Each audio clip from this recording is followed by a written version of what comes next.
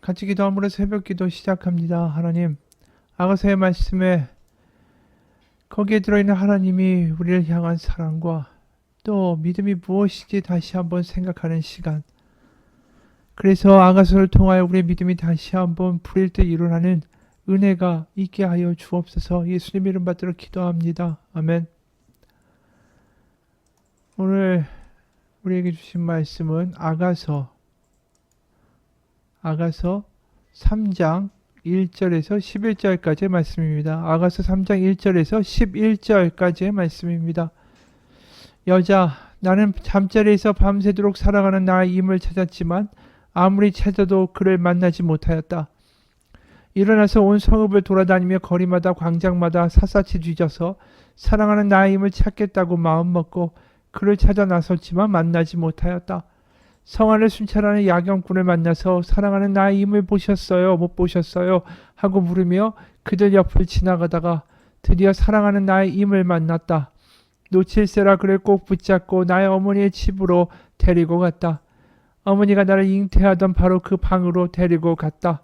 예루살렘의 아가씨들아, 노루와 들사슴을 두고서 부탁한다. 우리가 마음껏 사랑하기까지는 흔들지도 말고 깨우지도 말아다오. 거친 들을 헤치며 연기 치솟듯 올라오는 저 사람은 누군가? 무략과 유향 냄새 풍기며 장사꾼들이 가지고 있는 온갖 향수 냄새 풍기며 오는구나. 아, 솔로몬이 탄 가마로구나. 이스라엘 장사 가운데에서도 빼어난 용사 60명이 그를 호위하는구나. 모두들 칼로 무장했구나. 전쟁에 익숙한 군인들이 야간 기습에 대비하여 저마다 허리에 칼을 찼구나. 솔로몬 왕은 그 가마를 레바논의 나무로 만들었구나. 기둥은 은으로 입히고 닷집은 금으로 꾸미고 자리에는 보랏빛 털을 깔았구나. 그 안에 사랑으로 가득 찼구나. 예루살렘의 아가씨들아, 시온의 딸들아, 나와서 보아라. 솔로몬 왕이다. 그가 결혼하는 날, 그의 마음이 한껏 즐거운 날, 어머니가 씌워준 면류관을 쓰고 계시네. 아멘. 이 두 번의 데이트를 마치죠. 바로 잔치집에서의 데이트, 또 산과 들에서 꽃이 피고 새가 지저귀는 그 봄의 자연 가운데서 데이트를 즐기고, 그리고 이별했던 그 임을 기다리던 여인은 드디어 그 돌아온 임과 함께 결혼식을 준비합니다. 그게 1절 2절이에요. 나는 잠자리에서 밤새도록 사랑하는 나의 임을 찾았지만 아무리 찾아도 그를 만나지 못하였다. 일어나서 온 성읍을 돌아다니며 거리마다 광장마다 샅샅이 뒤져서 사랑하는 나의 임을 찾겠다고 마음먹고 그를 찾아 나섰지만 만나지 못하였다. 사실 이렇게 다니는 것이 얼마나 위험한 일인지 우리가 알고 있습니다. 바로 여우가 이 여인을 노리고 있기 때문이죠.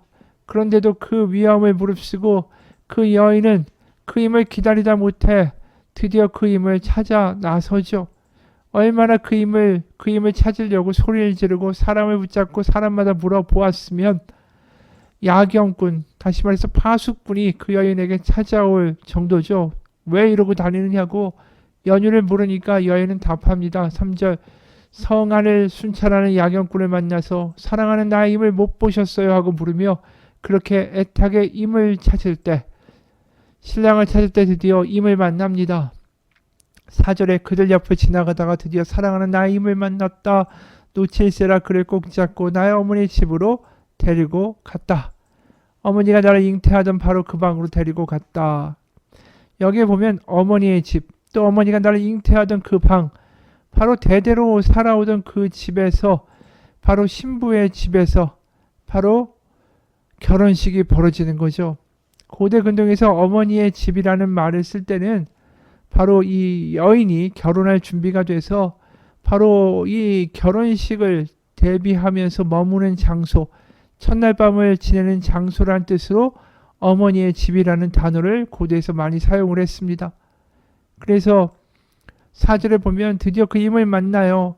놓칠세라 그를 꼭 붙잡고 어머니 집으로 데리고 가는데, 꼭 붙잡는다라는 이 단어가 히브리어로 미완료형입니다.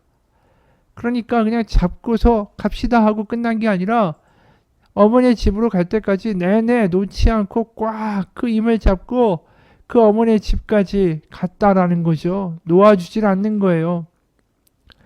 실제로 여기에 쓰여있는 라파, 이 잡다라는 히브리어는 주로 사실 하나님이 이스라엘 백성을 붙잡으시고 포기하지 아니하신다라고 할 때 많이 쓰이는 단어입니다. 신명기 31장 보면 신명기 31장 세 번역으로 6절입니다.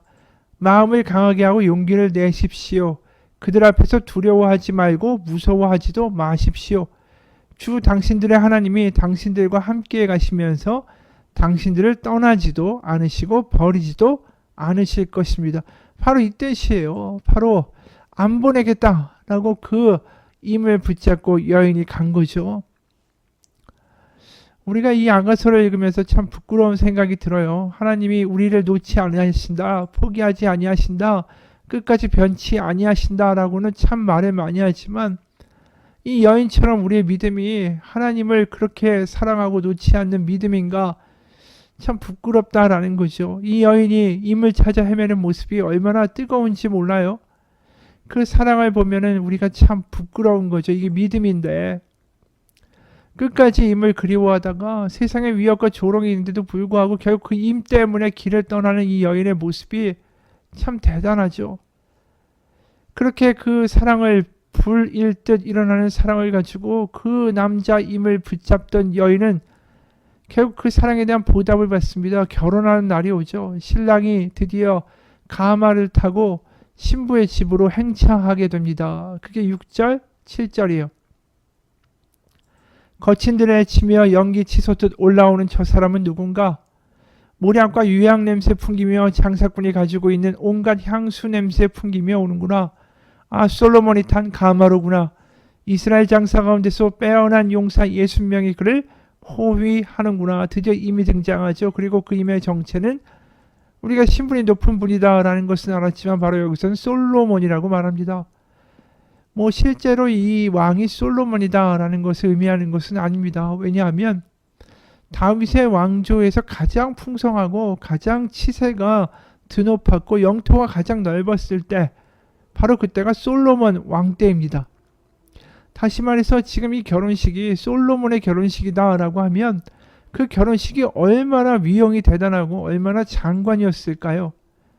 바로 이 여인, 아무것도 아닌 보잘것없는 시골의 촌, 동네의 여인, 바로 그 여인에게 장가들기 위해 오는 솔로몬, 다시 말해서 엄청난 결혼식, 그 여인에게는 걸맞지도 않은 엄청난 규모의 결혼식이 이 여인에게 베풀어지고 있다라는 것을 묘사하고 알려주기 위해서 이 신랑을 솔로몬이라고 굳이 말하고 있다라는 거죠.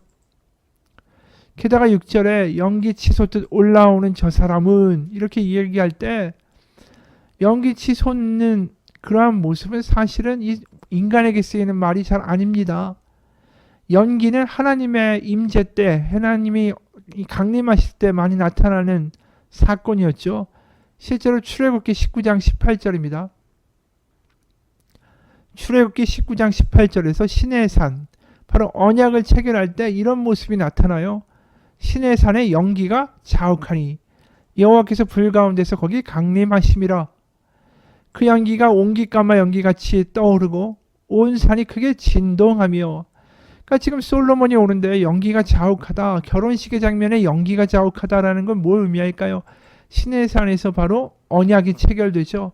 하나님은 나의 하나님, 우리는 하나님의 백성입니다. 그 결혼식의 장면이 시내산에서 이루어질 때에 연기가 자욱했다. 그래서 지금 솔로몬 왕이 오는데 연기가 떠올랐다, 이렇게 의미심장하게 말하고 있다라는 거죠. 그래서 이 솔로몬 왕이라는 게 그냥 단순하게 인간의 왕이 아니라 보잘것없는 이스라엘, 보잘것없는 우리를 사랑하고 결혼하고 우리와 함께 오직 너는 나의 것이고 나는 너의 것이다라는 그 언약을 맺으시기 위하여 그 하나님이 오고 계신 모습을 지금 그리고 있다라는 것을 우리가 알게 되는 거죠. 그리고 지금 신랑이 위용을 갖추고 오는데 근사한 대로로 오는 게 아니에요. 이 시골에 있는 마을이기 때문에 거친 들을 헤치고 와야만 하는 곳입니다. 이미 말한 대로 이 여인은 시골 촌락의 한 여인에 불과하기 때문이죠. 두 사람의 신분 차이가 크고 그 험한 길을 지금 솔로몬의 가마가 오고 있어요. 이유는 딱 하나뿐이죠. 그 여인을 향한 사랑 때문이에요. 이 여인의 뜨거운 사랑도 있죠. 하지만 그 여인의 사랑이 정말 뜨겁다고 해도 왕이 그걸 무시해버리면 그만입니다. 그냥 한번 놀고 버리는 존재로 생각할 수도 있는 거 아니에요? 그런데 그 사랑, 그 여인의 뜨거운 사랑을 또 고귀하게 생각하고 있기에 이 솔로몬이라고 불리우는 이 왕은 그 사랑을 고귀하게 받고 또 고귀하게 여기며 그 사랑에 화답하고 있는 거예요. 이게 은혜라는 거죠. 이게 하나님이 우리 가운데 하시는 일이에요. 우리를 사랑하사 난관을 해치고 끝까지 포기하지 아니하시고 그리고 별 볼 일 없는 신분이 미천한 우리를 사랑하기로 작정하셨고 우리가 아무리 하나님을 사랑한다고 해도 하나님은 미물인 존재에 나를 사랑한다고 해도 나에게 상관이 없다라고 말할 수 있는 분인데도 불구하고 우리의 사랑을 고귀하게 여겨주시고 그래서 내가 너의 사랑을 알고 나도 너를 그렇게 사랑한다라고 말씀하시는 그 은혜의 모습이 오늘 결혼식의 모습이라는 거죠. 그래서 9절부터 읽다 보면 이 촌동네 여인에게는 참 걸맞지 않는 신랑이구나라는 걸 느끼게 되는 게 9절에 솔로몬 왕은 그 가마를 레바논의 나무로 만들었구나. 기둥은 은으로 입히고 닷집은 금으로 꾸미고 자리에는 보랏빛 털을 깔았구나. 그 안에 사랑으로 가득 찼구나. 예루살렘의 아가씨들아. 그러니까 시골 촌동네에 오는 그 가마의 모습이 너무 위용이 대단한 거죠. 금과 은으로 꾸미고 그 당시 최고의 그 나무 제목인 레바논의 백향목으로 만들고 거기에 사랑이 가득 찼다라고 하는 거 아닙니까? 그래서 11절에 그 여인은 그 오는 임의 모습을 보면서 그 예루살렘의 다른 모든 여인들에게 또 자기 친구들에게 동무들에게 이렇게 외칩니다. 시온의 딸들아 나와서 봐라. 촌동네에 사는 여인이 솔로몬 왕이다. 그가 결혼하는 날 그의 마음이 한껏 즐거운 날 어머니가 씌워준 면류관을 쓰고 계시네. 이 결혼식의 장면이 얼마나 대단한지 모릅니다. 얼마나 은혜인지 몰라요. 그리고 이러한 모습을 사실은 유대교의 전통적인 해석에서는 바로 언약궤가 하나님의 언약궤가 성전으로 돌아오는 모습을 상징한다라고 말을 합니다. 왜냐하면 솔로몬의 가마를 묘사할 때 나오는 단어들이 성막과 성전과 또 언약궤 이것을 설명할 때 쓰이는 단어와 매우 유사하기 때문입니다. 다시 말해서 포로로 끌려갔지 않습니까? 이스라엘 민족이. 그래서 이방의 침탈을 당했던 그 유대인들이 다시 고향으로 들어오면서 이 성전의 언약궤를 메고 들어갈 때에 그게 사랑하는 임의 귀환이고 다시 치르는 결혼식의 장면처럼 이해될 수 있는 거 아닙니까? 그래서 이 아가서를 그렇게 6월절이나 또 안식일 전날 읽게 되는 이유이기도 한 거죠. 우리에게는 예수님을 믿는 우리에게는 예수님이 재림 때 그러니까 데이트를 하다가 이미 잠시 떠났다가 다시 돌아와서 결혼식을 하는 그런 모습이 마치 우리가 예수님을 초림 때 보고 예수님을 알게 되고 예수님과 잠시 있었지만 떨어져 있다가 다시 예수님이 재림하시면서 신랑으로 오시고 교회는 신부로 다시 만나게 되는 그러한 장면을 그린다라고도 볼 수 있는 거죠. 실제로 계시록 19장을 보게 되면 돌아오는 그 신랑의 모습, 그래서 결혼식이 이루어지는 그 신부와의 모습, 이런 것들이 계시록 19장에 잘 기록되어 있습니다. 계시록 19장 세번역 5절에서 10절입니다. 계시록 19장 세번역 5절에서 10절입니다. 그때 그 보좌로부터 음성이 울려 나왔습니다. 하나님의 모든 종들아, 하나님을 두려워하는 사람들아, 작은 자들과 큰 자들아, 우리 하나님을 찬양하여라. 또 나는 큰 무리의 음성과 같기도 하고 큰 물소리와 같기도 하고 우렁찬 천둥 소리와 같기도 한 소리를 들었습니다. 할렐루야, 주 우리 하나님, 전능하신 분께서 왕권을 잡으셨다. 기뻐하고 즐거워하며 하나님께 영광을 돌리자. 그리고 어린 양의 혼인날이 이르렀다. 어린 양이 바로 유월절 어린 양으로 십자가에 못 박히사 우리에게 죽음과 죄로부터 탈출하게 하신 그 어린 양, 바로 예수님이죠. 예수님의 혼인날이 이르렀다라고 말하죠. 그의 신부는 단장을 끝냈다. 신부에게 빛나고 깨끗한 모시옷을 입게 하였다. 그 모시옷은 성도들의 의로운 행위다. 또 그 천사가 나에게 말씀하였습니다. 이 요한에게 말한 거죠. 제자인. 어린 양의 혼인잔치에 초대를 받은 사람은 복이 있다고 기록하여라. 그리고 또 말하였습니다. 이 말씀은 하나님의 참된 말씀이다. 그때 내가 그에게 경배 드리려고 그의 앞에 엎드렸더니 그가 나에게 말하였습니다. 이러지 말아라. 나도 예수의 증언을 간직하고 있는 너의 동료들 가운데 하나요. 너와 같은 종이다. 경배를 하나님께 드려라. 예수의 증언은 곧 예언의 영이다. 바로 예수님이 재림하실 때 바로 이 땅에서 하나님을 믿고 끝까지 주님 안에 거했던 사람들은 바로 신부가 되어 어린 양과 결혼한다. 바로 오늘의 아가서의 모습을 그대로 반영하고 있는 거죠.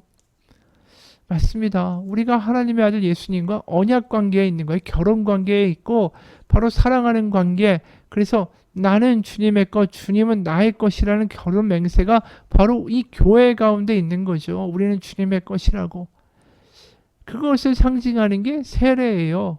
우리가 세례 받을 때 바로 예수님과 합하여 한 몸이 되고 드디어 우리가 하나님 아들 예수님의 그 신부가 되어 재림 때까지 우리의 신앙을 지키며 살아가기로 결단하는 결혼식의 장면이 세례이기도 한 거죠. 그래서 세례를 받으면서 우리는 뭘 보게 됩니까? 이 땅이 아니라 다시 오실 하나님의 나라 예수님의 재림을 믿는 거죠. 어떤 분이 그래요. 드디어 나는 기다리던 세례를 받았다. 한마디로 완전히 망가진 세례식이었다. 세례식 때 많은 사람이 눈물을 흘린다고 홍 집사님한테 말했을 때 나는 절대 안 그럴 거라고 말한 게 너무 부끄러웠다. 세례를 받는 그 좋은 날 왜 우냐고. 그런데 내가 그렇게 심하게 망가질 줄은 정말 몰랐다. 나는 원래 마이크 체질로 사람 가운데 사회에서 통했다. 학창시절에는 운동장에 모인 학우들이 내 말 한마디에 웃고 내 말 한마디에 감동받곤 했다. 세례받기 전날 밤 나는 5분 동안에 딱 할 말을 간증을 적어놓고 서너 번 읽고 연습했고 한국에 전화해서 아내한테 들려주기도 했다. 아내는 듣고 너무 감동적이라고 나는 정말 남편 잘 만난 것 같다고 말했다. 드디어 세례식 날 목사님이 무릎을 꿇고 앉아있는 내 머리에 손을 얹고 힘을 주셨다. 이제 시작이다 하며 마음을 굳게 먹고 있는데 물이 내 머리를 타고 흐르는데 돌연 감정이 복받치면서 눈물이 왈칵 쏟아졌다. 물로 죄를 씻는 것이다 라고 했는데 그건 그냥 단순한 예식이 아니었다. 나는 자리에 돌아와 앉았는데도 눈물이 멈추지 않았다. 이 자리에 오기까지 난 왜 이렇게 힘들었을까? 또 왜 이렇게 오래 걸렸을까? 결국 이렇게 될 것을 뭐가 잘났다고 이렇게 난 버텨왔을까? 그러면서 사람들을 내 간직문으로 펑펑 울리겠다고 자신하던 나는 온데간데 없었고 그저 죄를 용서받고 눈물을 흘리는 초라한 나만 그 자리에 있었다. 내가 흘린 눈물에는 과거에 대한 서러움도 담겨 있었던 것 같다. 그리고 이제 죄를 용서받고 든든한 하나님의 나라에 들어간다라는 격한 감동의 눈물이기도 했다. 하나님은 멋지게 간증하겠다는 나의 교만함도 여지없이 무너뜨리셨다. 하나님은 잔머리 굴리는 교만한 나를 원하시지 않는 게 확실했다. 어찌됐든 간에 그날 하나님은 나의 진심을 알아봐 주셨고 또 나에게 그런 감동을 주셨으니 나는 세례로 행복했다. 여러분 세례라는 게 그런 겁니다. 내가 하나님께 속했다. 주님은 나의 것, 나는 주님의 것이고 드디어 나는 주님의 신부로 이 땅 가운데 살아가겠다고 결단하며 나의 여생을 살아가기로 다짐하는 것, 그게 세례입니다. 우리는 세례를 받은 사람으로서 합당하게 살아가고 있습니까? 우리는 주님의 신부로 주님의 재림 때까지 우리의 믿음을 지켜갈 것을 다시 한번 다짐하며 살아가고 있습니까? 우리는 어디에 속한 사람들입니까? 우린 누구의 신부입니까? 같이 기도하겠습니다. 하나님, 우리는 어느 순간 우리가 하나님의 아들 예수님에게 속한 자라는 것, 우리가 주님의 신부라는 것을 잊고 살아갑니다.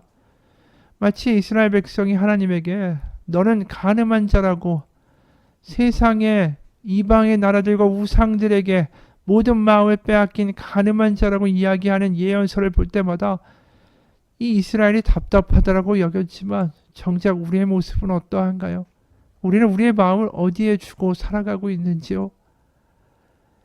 우리가 결혼한 존재, 세례받은 존재라는 것을 다시 한번 기억하며 그 서약에 걸맞는 인생 살게 하시고 간음하고 바람피는 자가 아니라 우리에게는 하나님 안에 속했다라는 분명한 다짐 가운데 하나님 바라보며 떠나지 아니하는 믿음의 삶, 어려우나 즐거우나 기쁘나 슬프나 환난이 있으나 눈물이 나나 웃음이 있으나 항상 주님과 함께하는 신앙의 삶을 살아가는 우리가 되게 하여 주옵소서. 예수님 이름 받들어 기도합니다. 아멘.